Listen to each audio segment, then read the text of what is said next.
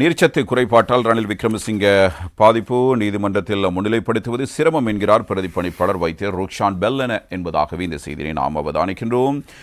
முன்னாள் ஜனாதிபதி ரணில் விக்ரமசிங்க கொழும்பு தேசிய வைத்தியசாலையின் அதிதீவிர சிகிச்சை பிரிவில் தீவிர வைத்திய கண்காணிப்பில் சிகிச்சை பெற்று வருகிறார் என்றும் ரணில் விக்ரமசிங்கவினுடைய உடல்நிலை குறித்தும் அவர் கருத்துக்களை வெளிப்படுத்தி இருப்பதையும் நாம் இவ்வாறு அவதானிக்கக்கூடியதாக இருக்கிறது. எனவே அவருக்கு நீர்ச்சத்து குறைபாடு ஏற்பட்டிருக்கிறது என்பதாக அவர் தெரிவித்திருக்கிறார். இது பற்றி வைத்தியர் ருக்ஷான் பெல்லன கருத்து வெளியிடும்போது அரசாங்க நிதியை தவறாக பயன்படுத்தி தனிப்பட்ட வெளிநாட்டு பயணம் ஒன்றை மேற்கொண்டதாக தெரிவித்து கடந்த வெள்ளிக்கிழமை முன்னாள் ஜனாதிபதி ரணில் விக்ரமசிங்கே குற்றப்புலனாய்வு திணைக்களத்துக்கு அழைக்கப்பட்டிருந்தார். இதனையடுத்தே அவரிடம் வாக்குமூலம் பதிவு செய்த விசாரணை அதிகாரிகள் அவரை பின்னர் கைது செய்திருந்தார்கள்.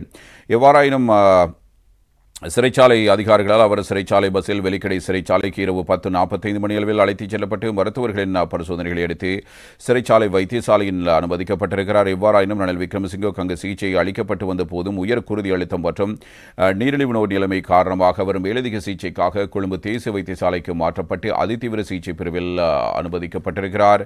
இந்த நிலையிலேயே அவர் தொடர்ந்தும் அதிதீவிர சிகிச்சை பிரிவில் தீவிர வைத்திய கண்காணிப்பின் சிகிச்சை பெற்று வருவதாக அந்த வைத்தியசாலையின் பிரதிப்பணிப்பாளர் வைத்தியர் ருக்ஷான் பெல்லன கூறுகிறார்.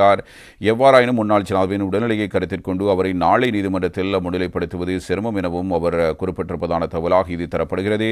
முன்னாள் ஜனாதிபதி ரணில் விக்ரமசிங்கே நீர்ச்சத்து குறைபாட்டால் பாதிக்கப்பட்டுள்ளார். அவருக்கு முறையாக சிகிச்சை அளிக்கப்படாவிட்டால் உயர் கருதி அழுத்தம் உட்பட நோய் நிலைமை அதிகரிக்கும் அபாயம் உள்ளது. இவ்வாறு நிலையில் அவரை எவ்வாறு நீதிமன்றத்தில் முன்னிலைப்படுத்த முடியும்? அவருக்கு தொடர்ச்சியாக சிகிச்சை அளிக்கப்பட வேண்டும் என்பதோடு குறைந்தது 3 நாட்கள் தொடர்ச்சியாக ஓய்வு நிலையில் இருக்க வேண்டும்.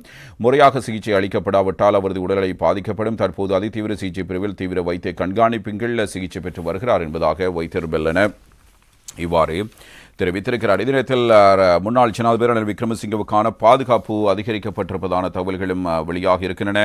8 பேர் கொண்ட விசேட பாதுகாப்பு இவ்வாறு அளிக்கப்பட்டிருக்கிறது என்பதான செய்தினை தருகிறது. இன்றைய தினம் நாளடிகள் கொழும்பு தேசிய மருத்துவமனையின் தீவிர சிகிச்சை பிரிவில் அனுமதிக்கப்பட்டுள்ள முன்னாள் ஜனாதிபதி விக்ரமசிங்கை பாதுகாக்க 2 ஜெயிலர் உட்பட 8 சிறை அதிகாரிகள் ஆயுதங்களுடன் நிறுத்தப்பட்டிருப்பதாகவே இந்த தகவலில் இவ்வாறு கூறப்படப்படுகிறது. தினக்குரல் பத்திரிகையிலிருந்து இந்த செய்தினை நாம் எடுத்துக்கொள்ளலாம்.